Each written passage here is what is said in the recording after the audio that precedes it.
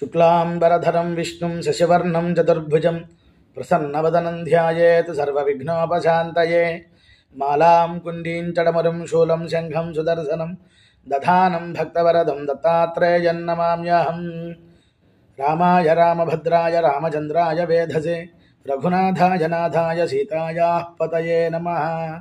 రామాయణం 24,000 శ్లోకాలతో ఉన్నది. 6 కాండలు, తర్వాత ఉత్తరకాండ 7వ కాండ వచ్చింది. ఇదంతా కూడా వాల్మీకి మహర్షి గారు రచించారు. వాల్మీకి మహర్షి గారికి అంత శక్తి ఎక్కడిది అని ఒకసారి వ్యాసుల వారే సనత్కుమారులు వారిని అడిగారు. అప్పుడు వాల్మీకి యొక్క వృత్తాంతం అంతా చెప్పారు. మనకి స్కాంద పురాణంలో అవంతి ఖండంలో ఉన్నదనమాట. అసలు ఈ యొక్క వాల్మీకి ఎవరనుకున్నావు? అతని పేరు ముందు అగ్నిశర్మయ్య అన్నారు. మనం రామాయణం చదివేటప్పుడు భక్తి ఉండాలి, యుక్తి ఉండాలి, వ్యుత్పత్తి కూడా ఉండాలి. అంటే ఆ అక్షరాలు సముదాయం, గంభీరం కూడా, గుంభనం, దాని యొక్క విశేషమైన అర్థం తెలుసుకోవాలి. ఎలా తెలుస్తుంది అంటే వేదం కావాలి, ముందు గురువుల అనుగ్రహం ఉండాలి, వేదం చదువుకోవాలి, పురాణముల యొక్క సముదాయంతో అక్కడ ఉపబ్రహ్మణం చేసుకోవాలి. శృతి స్మృతి పురాణము అంటాం. అంటే ఋషులు చెప్పిన ప్రకారంగా ఆచరించాలి. శృతి అంటే వేదంలో ఉన్నది.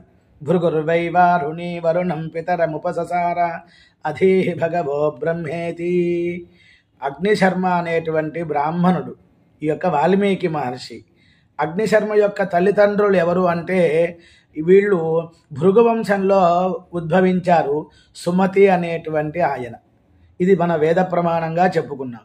మరి ఋషులు స్మృతి అంటే సనత్కుమారుల వారే వాల్మీకి మహర్షి గారి గురించి వ్యాసుల వారు చెప్పారు. కాబట్టి ఇక్కడ స్మృతి కూడా మనకి తెలుస్తోంది. మరి పురాణం అంటే స్కాంద పురాణంలో జరిగిన కథ చూశారండి. ఆ విధంగా వాల్మీకి మహర్షి గారి యొక్క జననం ఏమిటి అంటే శరత్కాలంలో ఆశ్వీజ మాసంలో పౌర్ణమి నాడు ఆయన ఆవిర్భవించారు అని మన వాళ్ళు పెద్దలు వాల్మీకి జయంతి చేస్తూ ఉంటారు.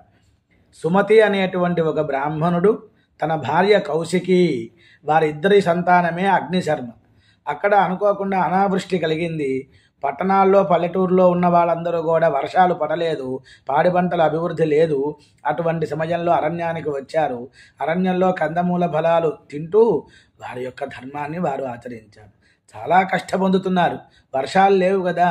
అప్పుడు ఈ అగ్నిశర్మ తండ్రి దగ్గరే వేదం చదువుకున్నా కాస్తంత ఆటకాయితనంగా చెడు సహవాసం పట్టాడు.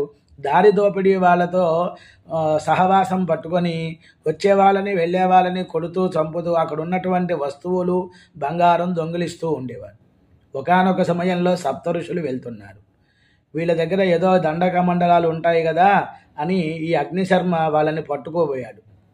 ఎందుకు చేస్తున్నావు అన్నారు.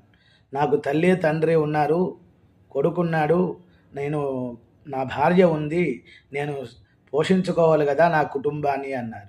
మరి ఇలా దారి దోపిడీ చేస్తున్నావు, తప్పు కదా నాయన, కష్టపడి సంపాదించాలి. మరి డబ్బు తీసుకుంటున్నారు కదా, ఇలా చేస్తే పాపం వస్తుంది. మరి రౌరవాది నరకాలు, యమధర్మరాజు కూడా కరుణ చూపించాడు. మరి ఈ పాపంలో సగభాగం మీ వాళ్ళు కూడా వాటా ఉందా కనుక్కురమ్మన్నారు. అప్పుడు అత్రి మహర్షి గారు చెప్పిన మాట విన్నప్పుడు త్రివిధ తాపత్రయ రహిత అత్రిహి అన్నారు. అటువంటి అత్రి మహర్షి గారిని మాటలు వినటం, సప్తఋషులు చూచిన మాత్రమునే ఈ యొక్క పిల్లవాడు అగ్నిశర్మ హృదయం అంతా కూడా పవిత్రమైంది. ఒక్కసారి ఇంటికి వెళ్ళాడు. తన తల్లిదండ్రులు భార్యకి అడిగారు. వాళ్ళు మా వల్ల కాదు, మా బాధ్యత కాదు, నువ్వు చిన్నతనంలో ఉన్నప్పుడు మేము పోషించాలి, మేము పెద్దవాళ్ళం అయ్యాం, వృద్ధులయ్యాం, కాబట్టి నీదే బాధ్యత అన్నారు. కట్టుకున్నావు కాబట్టి నువ్వు పోషించాలయ్యా అని భార్య కూడా అంది. ఇంకా తల తిరిగిపోయింది, బాధ పొందాడు.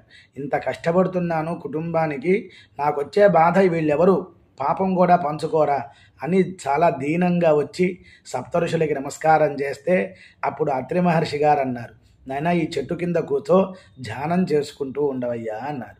అలా 13 సంవత్సరాలు గురువులు చెప్పిన మాట విన్నారు. 13 సంవత్సరాల తర్వాత సప్తఋషులు వెళ్ళిన వాళ్ళు తిరుగు ప్రయాణంలో మళ్ళీ ఆ ప్రదేశానికి రావటం, అక్కడ ఉన్న వాతావరణం ఎంతో పవిత్రంగా ఉంది. ఇతని అగ్నిశర్మ మీద పుట్టలు కూడా వచ్చేసి ఉన్నాయి.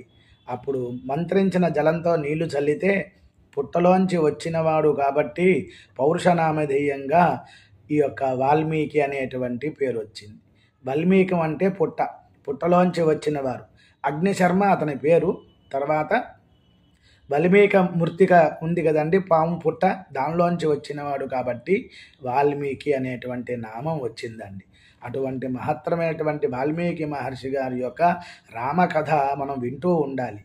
ఒక కవి గారి యొక్క హృదయము ఇంకొక కవికే తెలుస్తుందన్నమాట. అలాగా శ్రీనాథులు గారు కూడా కవి సార్వభౌములు అంటాం కదా. శ్లోకంబుల్ శతకోటి కాండములుగా సూత్రించి రామాయణంబు ఏకైకాక్షరము ఎల్ల పాపములు మాజింపంగా నిర్మించి సుశ్లోకుండైన పురాణ సంయమివరున్ సూతున్మనోవేధి వాల్మీకి బ్రహ్మపదావతీర్ణ కవిత లీలావతి వల్లభుడని కీర్తించారు. కనుక వామన